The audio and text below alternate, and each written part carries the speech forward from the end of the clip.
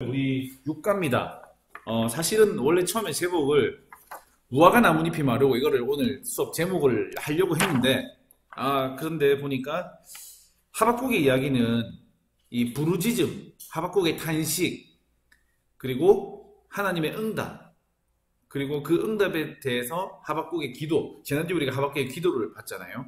그리고 이게 마지막에 찬송까지 바뀌게 되는 그런 이야기라서 부르짖음의 찬송으로라고 제목을 정하게 됐습니다. 이게 하박국 전체를 포괄하게 되는 제목인 것 같아요. 그런데 대부분의 시편들, 특별히 하나님께 자신의 고난 때문에, 불의함 때문에 부르짖고 탄식하는 시의 결론이 사실은 하나님을 향한 찬송으로 끝납니다. 악인들 밉습니다. 예전에 우리 그 저주를 해도 되느냐 마느냐 그 이야기 가지고 한참 이렇게 싸울 때 시편의 저자들이 하나님 저 사람들 너무 밉습니다. 하나님 저 사람들 어떻게 좀 해주십시오라고 탄식하고 부르짖고 그들을 저주하는 그런 노래를 불렀는데 마지막에 결론을 보니까 하나님을 찬송하는 걸로 끝나는 시편들이 대부분입니다. 하박국도 그런 시간들을 지나온 것 같아요. 오늘 우리 윗물 우리 같이 한번 살펴보겠습니다. 오늘 하박국 6장 8절에서 3장 8절에서 19절까지 공부하게 되는데 지난주에 핵심적인 주제는 그거였습니다. 하나님의 일이 나의 이익과 직결되지 않을 때 분명히 하박국은 그랬습니다. 주의 일을 수년 내에 부응하게 하소서라고 기도했는데 사실 그 주의 일이라는 것은 자기가 어쨌든 그럼에도 불구하고 사랑하는 남유다가 고난을 받는 것이었고 성전이 파괴되는 것이었고 저 바벨론에 의해서 사람들이 사로잡혀가고 멸망당하는 것 그것이 당장 주의 일입니다. 그리고 하나님께서 보여주시는 묵시는 그것보다 한참 더 뒤에 일어날 일이었죠. 우리는 하나님의 뜻이 하늘에서 이룬 것처럼 땅에서도 이루어지기를 기도하는데 그의 나라가 임하기를 기도하는데 그런데 그렇게 임하게 되는 하나님의 나라가 평안하게 살아가고 있는 내 삶을 송두리째 흔들게 된다면 그렇게 임하게 된다면 그리고 하나님의 뜻이 내 손해라는 것을 알게 된다면 우리는 그 하나님의 뜻이 이루어지기보다는 이 작은 나의 삶을 지키는 기도를 하게 될 가능성이 클 것 같습니다. 그래서 지난주에 공부한 내용이 이 내용이었습니다. 하나님의 일이라는 것은 때로는 나의 즐거움과 유익과 기쁨이기도 하지만 그리고 때로는 나의 고난 그리고 나의 불이익일 때도 종종 있습니다. 하지만 하박국은 과거에 하나님이 하셨던 일들을 기억했습니다. 그리고 그 하나님의 일이 언제나 선하셨다라는 것을 기억했습니다. 그리고 나니 하박국은 비록 바뀌지 않은 어둠 속에 있지만 현실이 여전히 힘들고 어렵지만 하박국은 광명에 휩싸이게 됩니다. 그리고 영광과 찬송 속에서 주의 일이 수년 내에 부응하기를 기도합니다. 그래서 지난주에 그런 얘기도 잠깐 했습니다. 이 신앙의 위기 그리고 이 고난의 시간을 지나는 방법이 또 기도다 그런 이야기를 했습니다. 지금 당장 눈앞에 있는 현실이 너무 깜깜하고 답답하지만 기도를 하게 되면 그 현실로부터 조금 멀어져서 하나님의 일하심을 볼 수 있고 그리고 예전에 하나님께서 정말 힘들었던 상황 속에서 내게 일하셨던 사건들을 기억하며 이 시간들을 조금 넘어갈 수 있다라는 이야기를 했었습니다. 그리고 그 당시에 그 힘든 현실이 그 고난이 나를 죽일 듯이 달려들었는데 그래도 그게 나를 죽이지 못했구나. 지금 눈앞에 있는 이 현실도 정말로 힘들고 어렵고 진짜 이것 때문에 내가 죽을 것 같지만 그 하나님이 계셨기 때문에 시간이 지나고 나면 아마 이 시간을 돌아보면서 그때 힘들었지만 하나님 도우셨다 이렇게 기억할 수 있겠지 라고 하면서 이 시간을 넘어갈 수 있게 되는 거죠. 자, 오늘 아까 얘기했던 것처럼 하나님을 향해 부르짖었던 이 부르짖음과 탄식은 하나님을 향한 찬송으로 오늘 끝나게 됩니다. 마지막 이야기인데 율법이 해이해지고 강포가 주인 노릇하는 현실을 부르짖었고 그리고 제 위문에 이렇게 적어놨거든요. 절망의 나락에서 기다림의 성루와 침묵의 성전을 지나 찬양의 정상에 우뚝 서기까지 하박국은 하나님과 끈질기게 씨름했습니다. 그래서 하박국은 부르짖었고 그리고 이제 이 성루에서 파수꾼이 되어서 하나님을 기다렸고 그리고 그 묵시 끝에서 성전에 계신 하나님 때문에 온 세상은 잠잠할 것이다 라는 그 침묵을 지나서 그리고 기도를 하고 오늘 하박국은 찬양까지 하게 됩니다.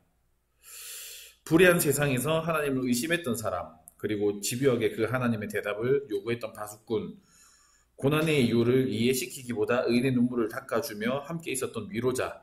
그래서 하박국의 이름이 우리가 씨름하다라는 뜻도 있는데 꼭 끌어안아주다라는 뜻도 있었지 않습니까? 그래서 이제 의인들을 보면서 의인은 이해하는 것으로 살지 않고 의인은 현실을 이해됨으로 살지 않고 믿음과 신실함으로 살아간다라고 하면서 그들을 안아주었던 그런 선지자. 그리고 내 자신의 고난이 벗겨지는 고난의 탈피를 구하는 대신에 하나님의 비전, 하나님께서 보여주셨던 그 묵시를 내 소원으로 삼으면서 떨었던 그런 선지자. 그래서 이제 수년 내에 부흥하소서 기도를 했지 않습니까? 눈에 보이지 않는데 그 묵시가 너무나 먼 일인 것 같아서 더디 오는 것 같고 이루어지지 않을 것 같지만 그럼에도 오늘 성경 공부를 하게 되면 그게 너무나 분명히 눈에 보여지는 거예요.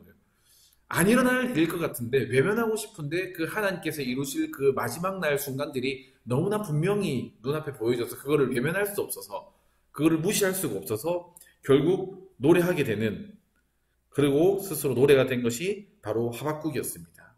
이게 오늘 우리가 공부할 하박국의 노래입니다.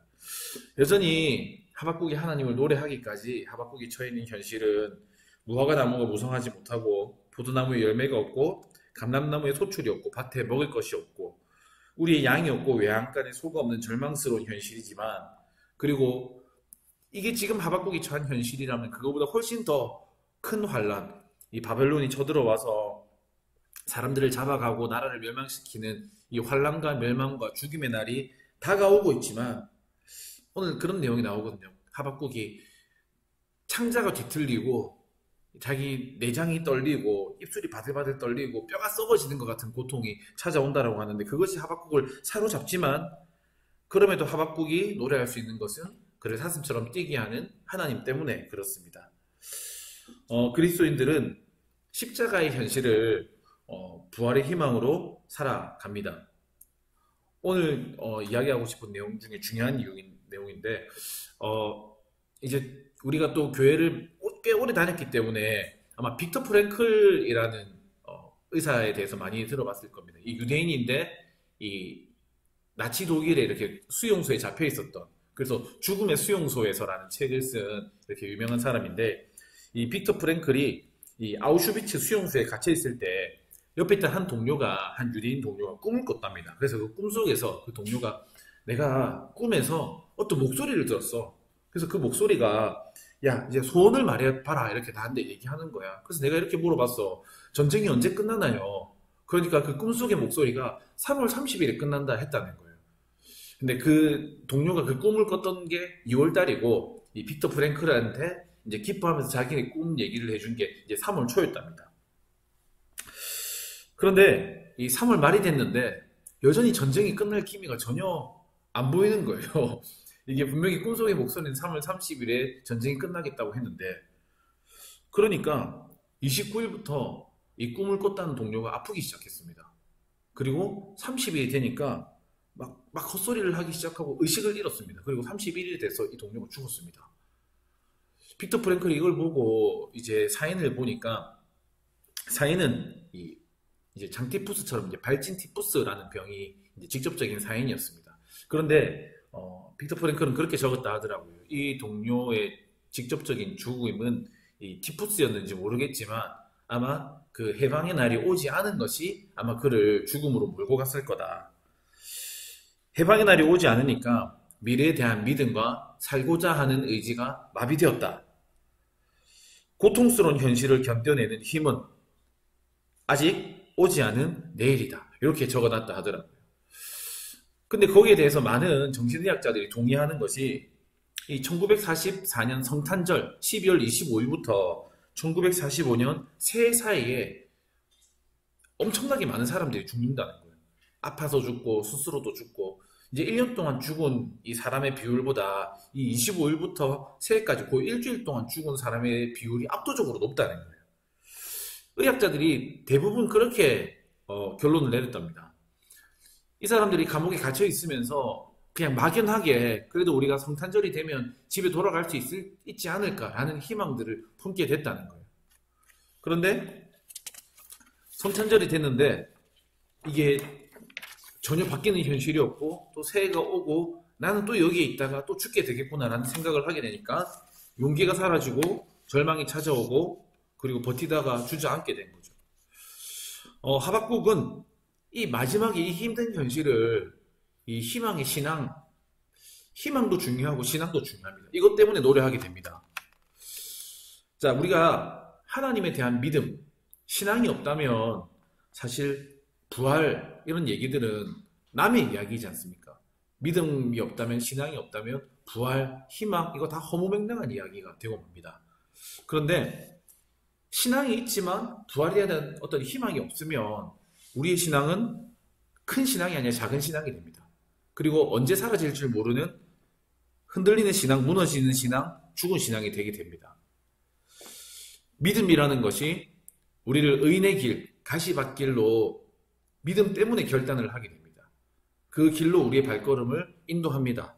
그런데 그 희망이 우리를 그 가시밭길을 끝까지 걸어가게 합니다. 그 믿음은 어디서 옵니까? 우리의 믿음은 오신 주님으로부터 옵니다. 예수 그리스도로부터 우리의 믿음이 옵니다. 그런데 그 희망은 오실 주님으로부터 오게 됩니다. 그래서 제가 마지막에 이 문장을 제가 좀 잘 적은 것 같은데, 자, 오늘도 오신 주님을 향한 믿음과 오실 주님을 향한 소망으로 사랑의 길을, 믿음과 소망과 사랑의 길을 노래하며 걸어가는 우리가 될 수 있기를 바란다. 제가 적으면서 야, 내가 어떻게 이런 말을 적었을까 이런 생각을 하면서 이 마지막 문장을 적었는데, 이 성경 공부의 결론에서 이런, 그래서 이제 오늘 앞부분은 지난주에 하박국이 그렇게 기도했지 않습니까? 수년 내에 부흥하게 하소서. 그렇게 하고 나서 이제 하나님이 등장하시는 장면이었습니다. 현현이었습니다. 근데 오늘은 하나님이 단순히 등장하는 것뿐만 아니라 실제로 이 세상을 밟으시고 하나님이 어떻게 싸우시고 운행하시는지가 앞부분에 나옵니다.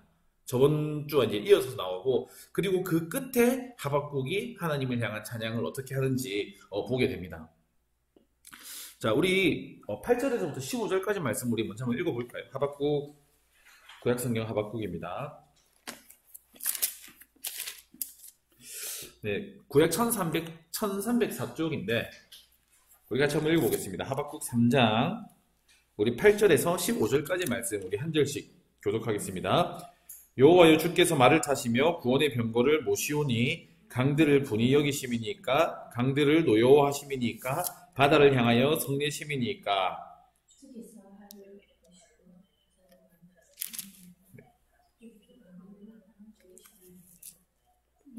산들이 주를 보고 흔들리며 장수가 넘치고 바다가 소리를 지르며 손을 높이 들었나이다. 날아가는 주의 화살과 빛과 번쩍이는 주의 창의 광채로 말미암아 해와 달이 그 처소에 멈추었나이다. 주께서 노를 바라사 땅을 두르셨으며 분을 내사 여러 나라를 밟으셨나이다. 주께서 주의 백성을 구원하시려고 기름 부음 받은 자를 구원하시려고 나오사 악인의 집에 머리를 치시며 그 기초를 바닥까지 드러내셨나이다. 셀라. 그들이 회오리 바람처럼 이르러 나를 흩으려 하며 가만히 가난한 자 삼키기를 즐거워하나 오직 주께서 그들의 전사의 머리를 그들의 창으로 찌르셨나이다. 주께서 말을 타시고 바다 곧 큰 물의 파도를 밟으셨나이다. 아멘. 네, 요 15절까지만 우리 먼저 한번 읽어보겠습니다. 오늘 여기서 하나님을 어떻게 소개를 하냐면, 어떻게 묘사를 하냐면, 이 말을 타시고 8절을 읽어보면 이 병거는 이제 구약시대 전차지 않습니까? 전차. 이 말이 끄는 수레, 여기서 이제 창도 던지고 화살도 쏜 이 전차를 모시는 그런 전사로 묘사가 됩니다.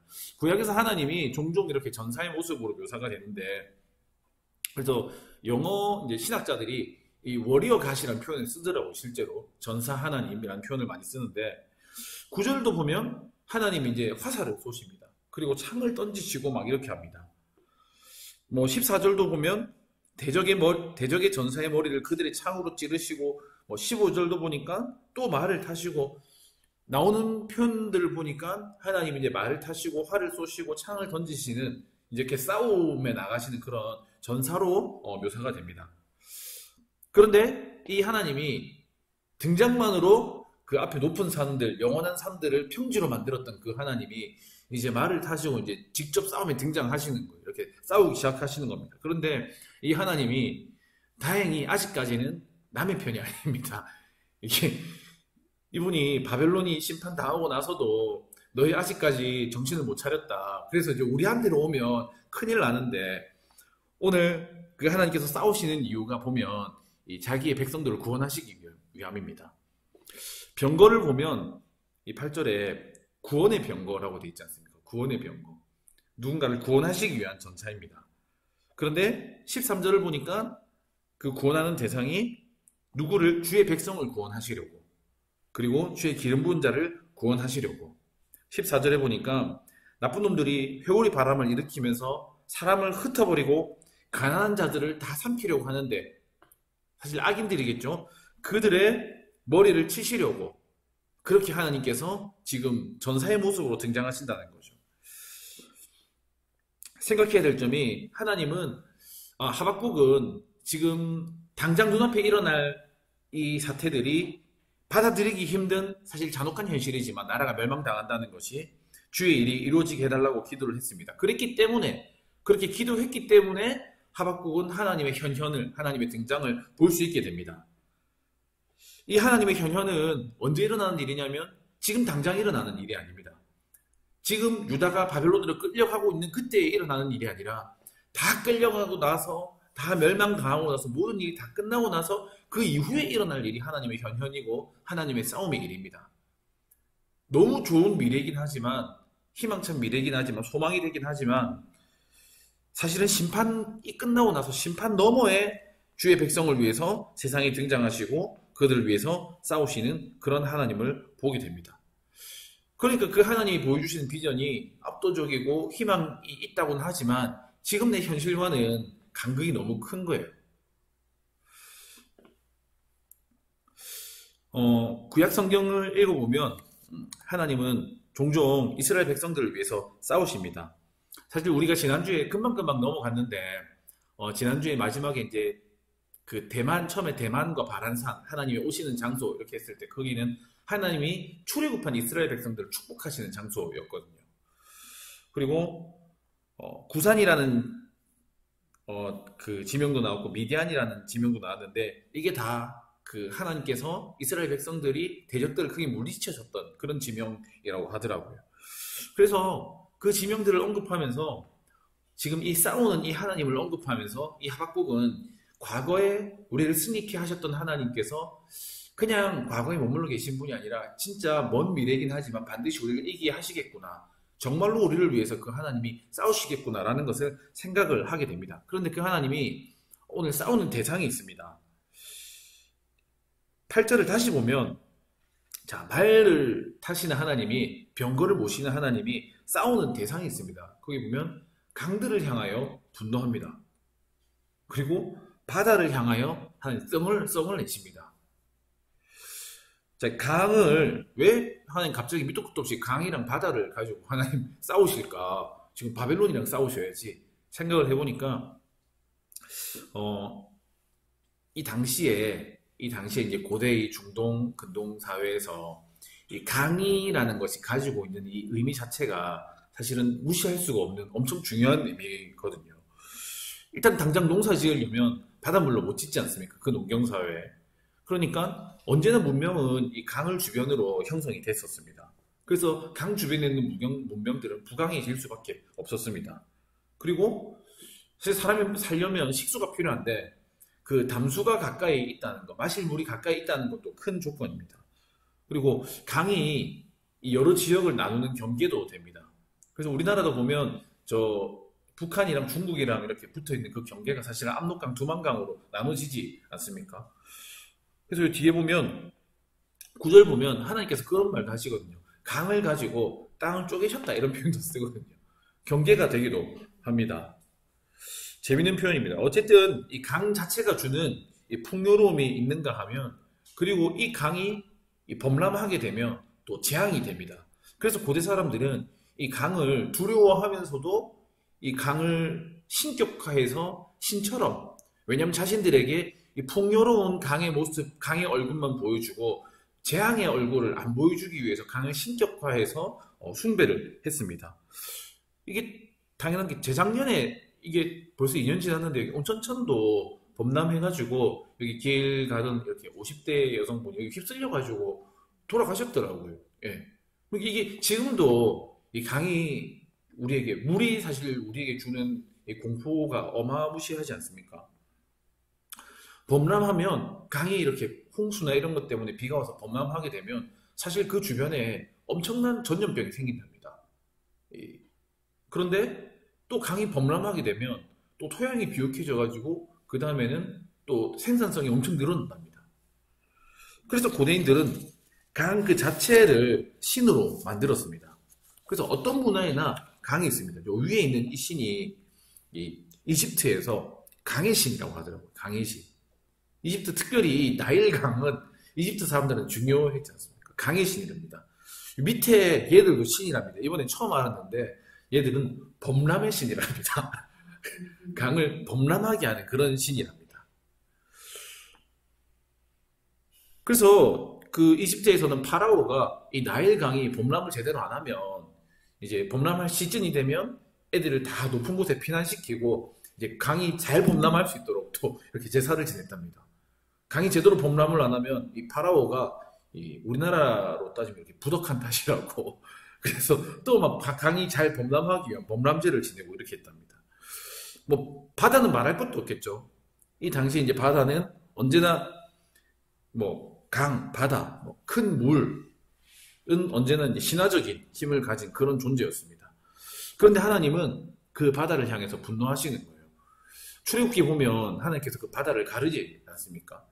창세기에도 보면 하나님께서 이 세상을 창조하실 때 궁창 위의 물과 궁창 아래의 물로 하나님께서 가르시거든요. 이거는 하나님이 그 바다와 물과 싸우시는 이제 고대 근동에서 싸우시는 장면입니다. 그리고 이 궁창 아래의 물, 그러니까 우리가 생각하고 있는 이 바다도 한 곳으로 다 모이게 하셔서 묻히 드러나게 하시지 않습니까? 하나님 출애굽기에서는 하나님께서 바다를 홍해를 가르시고 그리고 여호수아에서는 이 요단강을 건너가기 전에 요단 강물을 거기서 멈추게 하시거든요. 하나님께서는 이 강을 신으로 삼는 사람들 그리고 이 신격화된 강 그리고 숭배하는 사람들 그 사람들을 향해서 너희가 숭배하고 있는 이 강과 바다가 사실은 아무것도 아니다 라는 것을 보여주고 싶으신 거죠. 그리고 결정적으로 강과 바다를 숭배하는 게 누구냐면 사실 계속 우리가 언급하고 있는 바벨론입니다.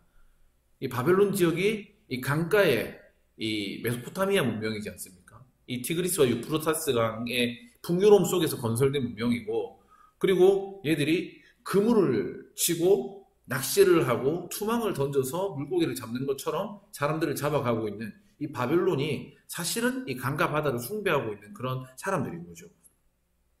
그들을 향해서 하나님은 분노하십니다. 자, 여기 보면 이런 그림이 있더라고요. 이 왼쪽 그림이 이 바벨론이 이 바벨탑 같은 그물을 쳐가지고 세상을 사로잡는다 이런 그림으로 뭐 누가 그렸던데 뭐 그렇습니다. 그래서 이 하나님이 이 전쟁을 시작하니까 거기에 대한 이 세상의 반응이 조금 재밌습니다. 요 부분 제가 한번 읽어보겠습니다. 우리 10절 말씀 우리 같이 한번 볼까요? 10절 보면 이렇게 되어 있습니다. 산들이 주를 보고 흔들리며 이거 뭐 얘기하는 걸까요? 지진이죠. 지진인데 이 흔들리다라는 말이 그 여인이 해산할 때 쓰는 표현이랍니다. 그러니까 그 고통스럽게 두려워하고 떨고 전율하고 그 마지막 해산하는 그 순간에 그 떠는 그 장면을 산에게 했습니다. 왜 하나님이 이 전사 하나님이 등장하시면서 화살을 쏘기 시작하면 산이 그렇게 떤답니다. 지진입니다. 자, 창수가 넘치고 창수는 큰 물입니다. 큰 물이 넘치는 게 뭘까요? 아마 해일이나 뭐 쓰나미나 뭐 홍수나 이런 장면이겠죠. 자, 바다가 소리를 지르며 손을 높이 들었나이다. 이건 뭘까요? 파도 치는 소리 왕 이렇게 하면서 그래서 그 뒤에 보면 11절 보면 날아가는 주의 화살의 빛과 번쩍이는 주의 창의 광채로 말미암아 해와 달이 그 처소에서 멈추었나이다. 해와 달이 자기 집에서 나오지 않고 멈췄답니다. 이게 뭐냐면 일식 그리고 월식 이런 거거든요. 그리고 그 밑에 보면 여호수아 10장에 보면 이제 하나님이 이스라엘 백성들과 함께 여호수아와 싸울 때 보면 여호와께서 아모리 사람을, 이거는 이 유인물에 있습니다. 해를 멈추시지 않습니까? 달도 아얄론 골짜기에 멈추시지 않습니까? 이게 보니까 이 시인들이 쓸 수 있는 표현입니다. 이 파도 치는 걸 가지고 파도가 바다가 크게 소리를 지르면서 손을 들었다. 이 파도.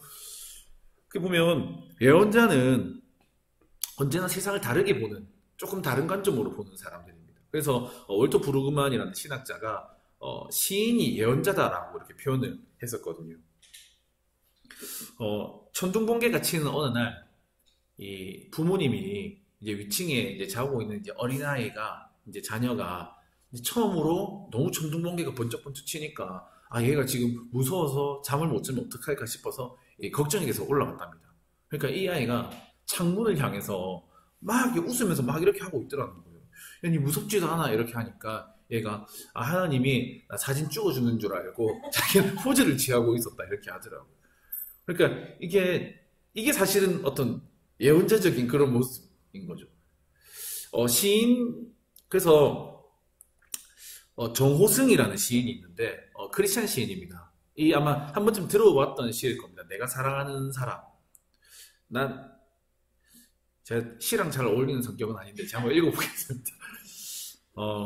제가 예전에 읽었던 시인데 이게 이제 정호승 시인의 시인 줄은 몰랐습니다. 나는 그늘이 없는 사람을 사랑하지 않는다.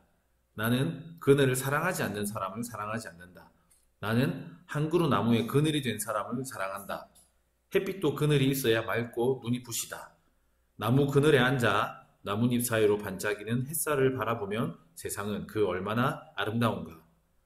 나는 눈물이 없는 사람을 사랑하지 않는다.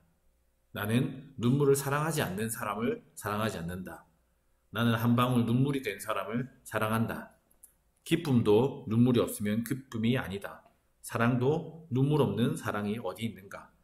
나무 그늘에 앉아 다른 사람의 눈물을 닦아주는 사람의 모습은 그 얼마나 고요한 아름다움인가. 사실은 그늘이 있는 사람은 사실 우리가 봤을 때는 그냥 조금 불편한 사람이잖아요. 그리고 눈물이 있는 사람도 보다는 웃음이 있는 사람, 그리고 그늘보다는 빛이 있는 사람을 우리는 사랑하게 되는데, 오늘 시인은 다른 관점으로 보게 되는 거죠. 근데 이 정호승 시인이 시인 예수라는 시를 썼는데 거기서 첫 구절이 이렇게 되어 있습니다. 시인 예수의 첫 구절이 그는 모든 사람을 시인이게 하는 시인이다.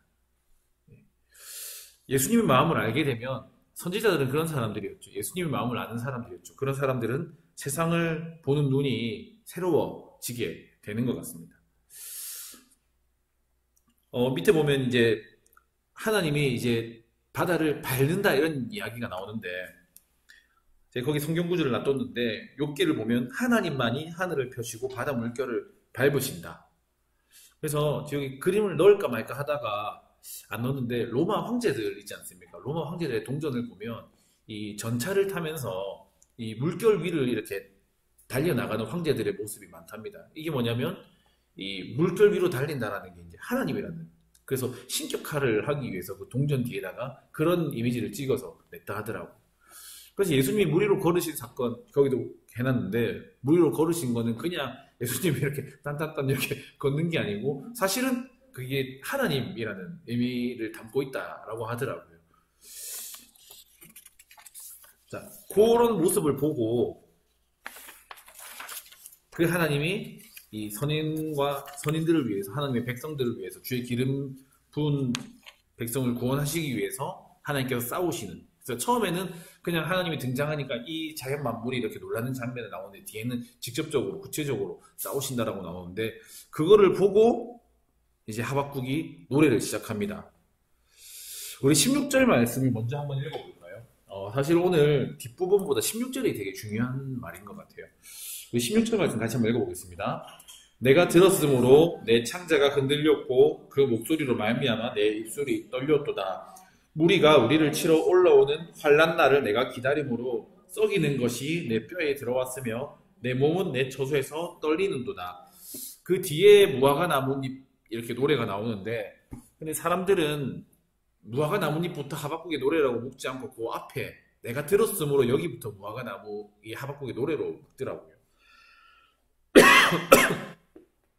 하박국의 이제 최종장인데, 하박국은 주의 일이 수년 내에 부응하게 하소서라고 기도했고 그 중간에 하나님의 등장과 하나님의 싸우심이 이렇게 나왔습니다. 자, 16절에 보면 시작하자마자 하박국이 내가 들었으므라고 이야기를 하는데, 분명히 2장에서 보면 하박국이 내가 듣겠나이다, 주님 말씀해 주십시오, 내가 지금 성루에서 지금 주께서 말씀하시는 것을 하나도 놓치지 않고 듣겠습니다 라고 했던 거기에 대한 하나님의 응답이 하나님의 묵시였죠. 그리고 이렇게 하나님이 등장하시는 그런 모습이었습니다. 하나님이 봤던 거는 묵시를 들었습니다. 그리고 주가 하신 일, 주가 행하셨던 주의 소문에 대해서 들었습니다. 이거는 과거에 했던 일을 기억하는 것이었죠. 그 소문과 묵시를 들었을 때 하박국은 기도하게 됐습니다. 하박국이 들었던 것은 뭐냐면 묵시였습니다. 그리고 소문이었습니다. 이것은 주님께서 하신 일, 그리고 하나님께서 하실 일에 대해서 하박국은 듣게 됩니다. 근데 이걸 들었을 때 이 반응이 뭐냐면 내 창자가 흔들리고 내 입술이 떨렸다. 이게 하박국이 하나님의 하신 일과 하나님의 하실 일을 들었을 때 반응입니다. 고대 사람들은 이 몸 신체 속에 이 감정과 정서가 들어있다고 생각을 했습니다. 내 손에도 내 머리에도 내 몸에도 감정이 들어있다. 그러니까 이 창자라는 거는 우리 신체 가장 깊숙한 부분입니다. 그러니까 이 창자가 흔들렸다라는 것은 정서적으로, 감정적으로 내 존재 전체가 격정적으로 흔들렸다라는 것을 의미합니다. 입술도 흔들립니다. 그리고 내 몸도 여기 보면 내 처소에서 떨립니다. 여기 내 처소에서 번역된 이 말을 직역하면 지금 내가 서 있는 바로 이곳이랍니다. 이곳에서 내가 주의 일을 들었기 때문에 지금 내가 온몸이 지금 바들바들 떨고 있다. 근데 왜 떨까? 하나님이 현현하셔서 하나님께서 열방을 밟으시고 하나님께서 그 백성을 구원하실 것이라는 걸 들었다면 하박국이 행복하게 기쁘게 찬양을 해야 되는데 왜 하박국은 이렇게 존재 전체가 떨리고 있을까? 너무 감격스러운 이야기라서 지금 떨리고 있을까? 그 중간에 이유가 나옵니다. 썩이는 것이 내 뼈에 들어왔으므로. 왜 썩이는 것이 들어왔습니까? 무리가 우리를 치러 오는 환난 날을 내가 기다림으로 썩이는 것이 내 안에 들어왔다라고 되어 있습니다. 자, 지금 현실이 어렵죠. 사실은 지금 현실은 하박국이 처음에 부르짖었던 그때부터 바뀐 게 하나도 없습니다. 지금 현실은 악인들이 유다에서 득세하고 있는 현실이 지금 시점이고, 그리고 머지않아서 저 바벨론 사람들이 여기로 쳐들어오게 되는 게 곧 다가올 현실입니다. 그리고 하나님께서 보여주신 묵시와 비전은 그것보다 한참 뒤에 그 종말의 날, 언제 올지 모르지만 더디게 오지만 반드시 오게 될 그날에 대한 묵시입니다. 거기에 대한 것으로 소망이 생기고 그 먼 미래에 대한 희망으로 하박국은 지금 하나님께서 지금 싸우시는 모습을 바라보고 있지만, 그것 때문에 떨고 있지만, 지금 현실은 힘든 현실, 그리고 당장 우리를 치러 오는 저 사람들을 기다리고 있는 그 심판을 기다려야 하는 것들이 아직까지 하박국에게 남아 있습니다. 그걸 생각하니까 지금 뼈가 썩는 것 같은 고통이 내 안에 찾아오게 되는 것이죠. 하나님의 구원의 날하고 현실 사이에는 아직까지 아득한 간극이 있습니다. 아직까지 심판은 시작도 안 했습니다. 밑에 보면 예레미야의 말씀인데, 앞부분에 보면 이렇게 되어 있습니다. 만군의 하나님 여호와시여, 나는 주의 이름으로 일컬음을 받는 자라. 내가 주의 말씀을 얻어먹었사오니 주의 말씀은 내게 기쁨과 내 마음의 즐거움이다. 하나님의 말씀을 받아먹는 즐거움이 예레미야에게 있습니다. 그런데 밑에서 두 번째 줄 보면 나의 고통이 계속하며 상처가 중하여 낫지 아니함은 어찌 됨이니까? 주께서는 내게 대하여 물이 말라서 속이는 시내 같으시리까? 분명히 하나님의 말씀을 듣는 기쁨이 있는데 내 고통은 계속해서 이어지고 내 상처가 중하고 낫지 않는 현실이 있다는 거죠. 근데 그것이 삶인 것 같습니다. 분명히 우리는 하나님 다시 오실 것에 대한, 하나님께서 일하실 것에 대한 어떤 기대가 있습니다. 아까 처음에 얘기했지만 그게 희망입니다. 그 희망을 붙잡고 살지만 지금 하박국은 십자가와 같은 현실을 지나야 그 부활의 희망을 보게 됩니다. 아직까지 지금 지나가고 있는 중인 거죠. 지금 하박국이 서 있는 그 자리, 그 처소, 거기를 벗어나면 지금 당장 편안할 수 있습니다. 지금 내가 있는 이 자리에서 내가 떨고 있다라고 했는데 현실에 눈 돌리고 그냥 내 이 소시민족으로 내 삶을 따라 살면 지금 이 고통은 굳이 겪지 않아도 될 수 있습니다. 지금 하박국은 지금 겪지 않아도 될 고통을 지금 사서 겪고 있는 거지 않습니까? 그런데 현실에 눈도 돌리지 않고 체념하지도 않고 외면하지도 않고 지금 굳건히 지금 내가 서는 이 자리에 서서 뼈가 썩는 것 같은 현실을 서면서 노래하는 것이 하박국입니다. 그리고 그 하박국이 부르는 노래가 우리가 잘 알고 있는 그 노래입니다. 무화과 나뭇잎이 마르고, 이거 같이 한번 볼까요? 우리 17절, 18절 우리 같이 한번 읽어보겠습니다. 비록 무화과 나무가 무성하지 못하며 포도나무에 열매가 없으며 감람나무에 소출이 없으며 밭에 먹을 것이 없으며 우리의 양이 없으며 외양간에 소가 없을지라도 나는 여호와로 말미암아 즐거워하며 나의 구원의 하나님으로 말미암아 기뻐하리로다. 아멘. 사실 이게 아마 현실은 아닐 거예요. 지금 이런 일이 일어나고 있다라는 것은 아닐 거고 지금 자신이 처한 현실을 이렇게 노래한 것 같아요.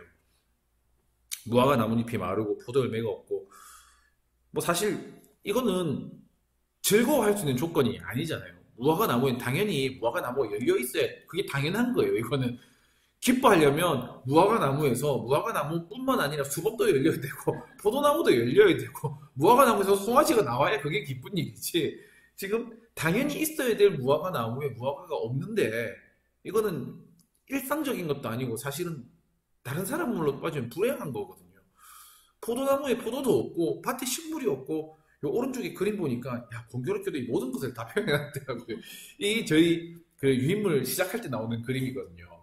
요 그림 여기 하박국이 굉장히 행복하게 순진무구하게 웃고 있는데 지금 아닙니다. 지금 이 표정이 아닙니다. 지금 하박국은 구약에서 이런 사태는 하나님께서 심판당하시는 모습, 백성의 모습이거든요.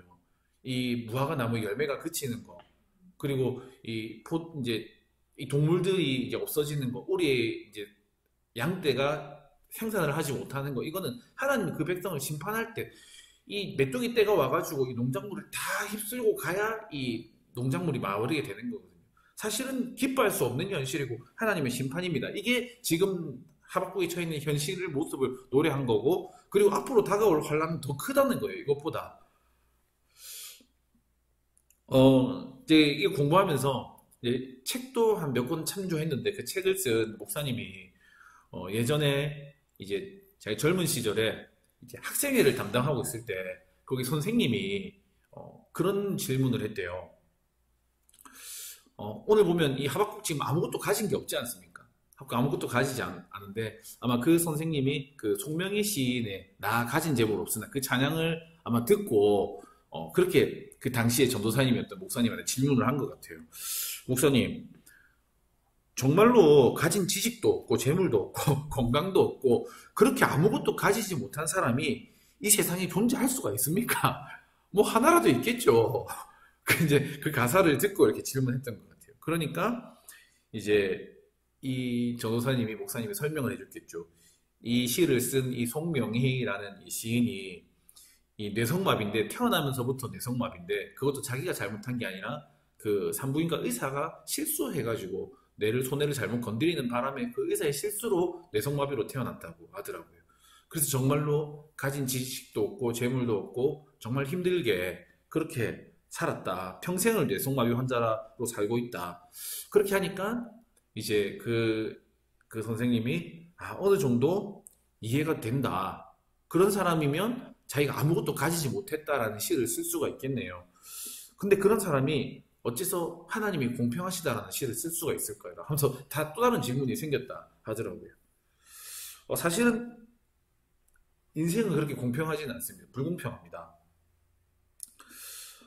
태어나면서부터 의사의 실수 때문에 평생을 장애인으로 사는 사람이 공평하신 하나님이라고 노래하는 노래를 듣는다면 듣는 사람 입장에서는 그게 굉장히 감동스러운 노래가 될 수가 있겠으나 그리고 그 노래가 많은 사람에게 감동을 주는 것은 사실이나 당사자는 그 노래를 부르기까지 그리고 그 시를 쓸 수 있기까지 우리가 참 상상할 수 없는 우리가 절대 헤아릴 수도 없는 감히 그 일부도 공감할 수 없는 그 고통의 시간을 너무 야심한 이 시를 쓸 수 있었지 않겠습니까? 실제로 이 송명희 시인을 이제 인터뷰를 했는데, 이 송명희 시인이 자기가 시를 쓸 때는 이 하나님이 자기 마음속에서 불러주신다 이런 말을 하더라고요. 뭐 이제 떠오르는 거겠지만 하나님 불러주신 대로 자기의 시를 쓴다라고 인터뷰를 했습니다. 그런데 그 당시에 그녀가 이제 공평하신 하나님이라는 말을 쓸 때 너무 화가 났답니다. 너무 화가 나서 너무 기가 막혀서 이거를 쓸 수가 없었답니다. 이 꼬부라진 손으로 이렇게 인터넷 찾아보니까 시를 직접 적은 이렇게 자기 필체가 이렇게 조금 있더라고요. 쓸 수가 없어서 이제 막 악다구니를 질렀답니다. 하나님한테. 아니 하나님 난 못 쓰겠다고. 이제 하나님 안 공평하다고. 나 남이 없는 것 같게 하셨네. 나는 아무것도 가진 게 없다고. 그렇게 시를 쓰면서 힘든 시간을 보냈다 하더라고요. 그런데 하박국도 이 노래를 부르면서 좀 그랬지 않았을까라는 생각을 하게 됩니다. 지금 우리는 아까 전에 요 하박국 얼굴이 굉장히 지금 평화롭고 이렇게 보이지만 난 여호와로 즐거워하리 난 구원의 하나님으로 인하여 기뻐하리로다 라는 말을 쓰기까지 하박국은 하나님 저는 한 개도 즐겁지가 않습니다. 하나님 나는 안 기뻐요 라고 하나님께 화가 나지 않았을까요?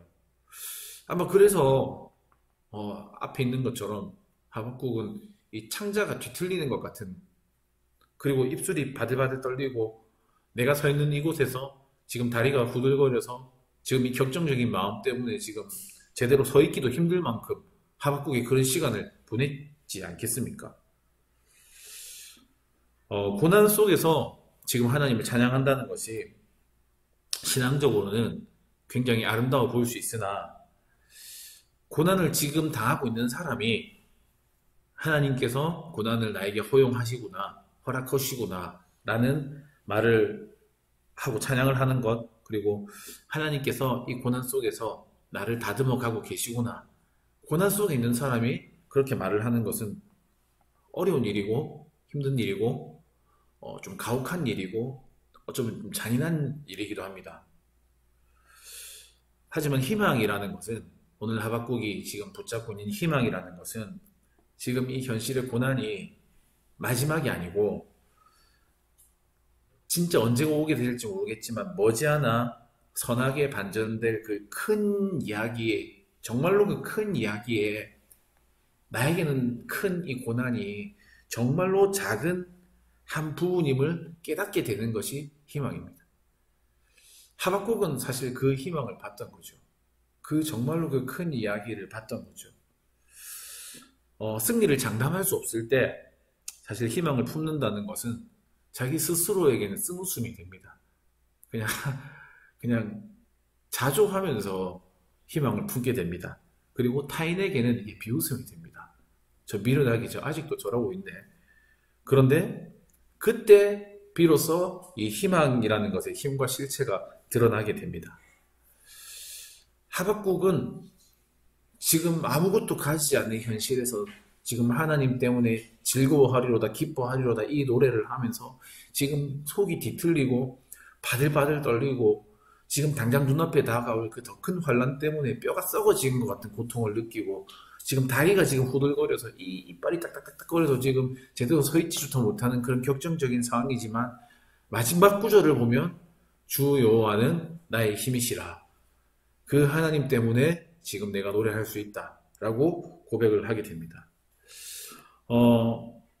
그리고 그 하나님이 자신을 저 산 위에 뛰어노는 저 사슴처럼 나를 뛰게 만드실 것이다 라고 하박국이 그렇게 노래를 합니다. 이게 하박국 이야기의 최종적인 결론입니다. 분명히 하나님을 향한 탄식으로 시작했습니다. 그리고 그 하나님의 응답이 정말로 힘든 응답이었지만 하나님의 묵시를 듣고 하박국은 기도하게 됐습니다. 그리고 그 기도했던 하박국은 정말로 하나님께서 오셔서 하나님께서 등장하셔서 하나님께서 이 땅을 밟으시는 그런 압도적인 비전과 묵시를 직접 보게 됩니다. 그거를 보고 지금 현실이 너무 힘들지만 두렵지만 아프지만 다가올 현실은 더 힘들지만 그럼에도 불구하고 희망의 신앙을 가지고 그것을 보여준 분이 하나님이기 때문에 그 하나님 때문에 노래할 수 있게 되는 거죠. 탄식, 그래서 오늘 제목을 부르짖음에서 찬송으로 바뀌어가는 일 하박국의 마음입니다. 그런데 이게 비동일한 것 같아요. 지금 우리가 살아가는데 하박국만큼 모든 것을 다 가지지 못한 것은 아니지만 그래도 쉽지 않은, 그리고 때로는 불의하고 뭔가 해야 되는, 뭔가 말이 안 되는 현실을 살아가는 것 같습니다. 정리하면서 이 고난과 어려움, 불의에 대해서, 사실 고난은 문제죠. 불입니다. 갑자기 찾아오는데 우리가 풀어야 됩니다. 어떻게든 답을 찾으려고 애써야 됩니다. 외면해서는 안 됩니다. 하박국은 그 고난을 가지고 씨름했었죠. 그리고 이 고난이라는 것은 응답입니다. 응답. 그냥 이 똑같은 고난 앞에서 그냥 자신의 삶을 놓아버리고 포기하는 사람이 있는가 하면 창조적으로 그리고 선함으로 이 고난에 응답하는 사람이 있습니다. 하박국은 이 고난의 끝에서 찬송이라는 응답을 할 수 있게 됐죠. 그런데 이번 궁극적으로 고난은 이런 걸로 해결이 되지는 않습니다. 네. 아무리 씨름하고 이 고난을 문제로 삼고 이성적으로 해결하려고 해도 답이 나오지 않습니다. 그리고 고난에 대해서 이 고난 상황에서 내가 노래하고 있지만 이것이 궁극적으로 해결되는 것은 아닙니다. 어쨌든 고난을 외면하고 노래한다라는 느낌이 큽니다. 그래서 이 책의 내용의 마지막에 이 고난에 대해서 또 다른 관점이, 고난은 신비로운 것이다, 이렇게 이야기하더라고요. 이 고난의 정답은 하나님의 존재밖에 없습니다. 이 하박국이 그렇게 노래하고 희망을 보고 노래하지만 결국에 마지막에는 하나님은 나의 힘이시라. 그 하나님의 존재가, 이걸 머리로 다 알고 있어도 사실 이 찬양이 나오지 않은데 하나님의 존재가 하박국을 노래할 수 있게 만들었습니다. 욥도 그랬죠. 욥도 고난 끝에서 아무것도 설득이 안 됐습니다. 그런데 하나님의 존재가 욥에게 대답이 됐습니다. 하박국도 마찬가지였습니다. 하나님의 존재가 대답이 되었습니다. 우리 자녀들이 학교에 가가지고 이제 학교에서 자기보다 나이가 많은 어떤 형한테 두드러 맞고 와가지고, 그래서 지금 왜 맞아야 되지? 돈도 뺏기고 이제 막 학교에서 이제 어떻게 처리할 거냐 막 이렇게 난리가 났을 때 이 아이는 거기서 막 두려워서 떨고 있고 어떻게 해야 될지를 모르는데, 지금 교장 선생님이 저 형아 혼내준다 하는데도 지금 이 아이는 저 형아가 나중에 보복하지 않을까 싶어서 지금 무섭고 두려운데, 그런데 엄마가 오면 해결이 됩니다. 그냥 이 고난 속에 있는 이 친구에게는 엄마의 존재가 답이 될 수가 있습니다. 우리의 고난도 마찬가지인 것 같습니다. 하나님의 존재 말고는 우리의 고난에 그 어떤 대답도 될 수가 없습니다. 우리 마지막으로 이 하박국이 불렀던 노래인데, 이걸 같이 부르고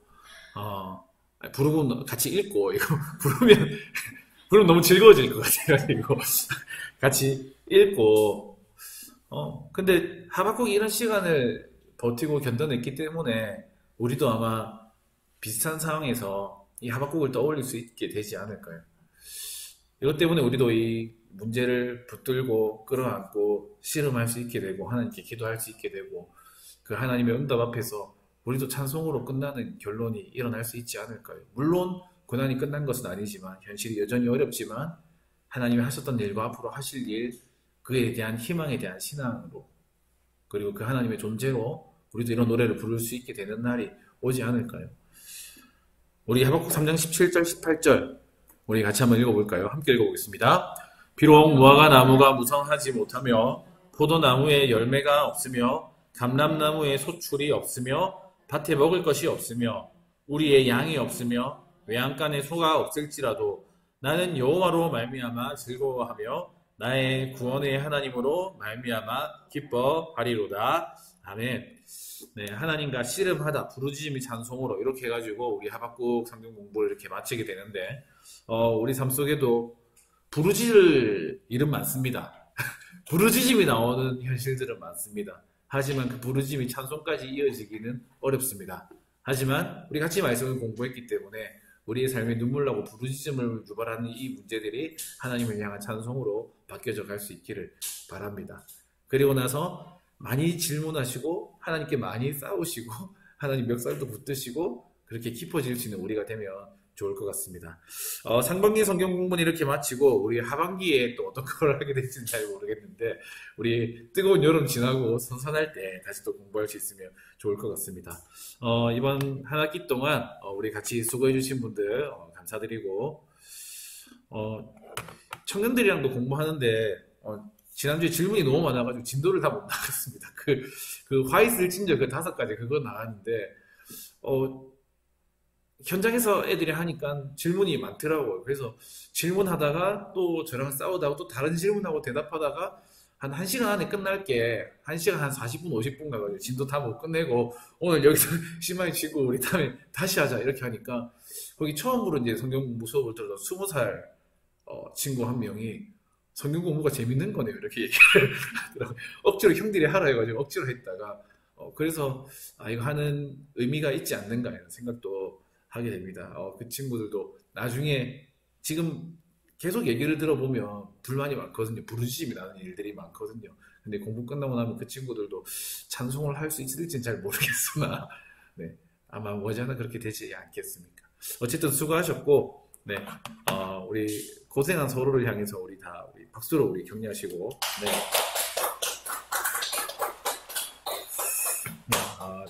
제가 기도하고 마치겠습니다. 지금까지 우리가 공부했던 내용들은 제가 앞뒤에 쓸데없는 내용 얘기한 건 잘라가지고 중간에 내용들만 이렇게 유튜브에 올려놨는데 근데 그것도 쓸데없는 얘기가 많습니다.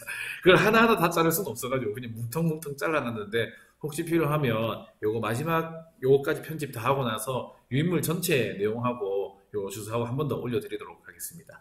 예, 그러면 수고하시고 제가 기도하고 마치겠습니다.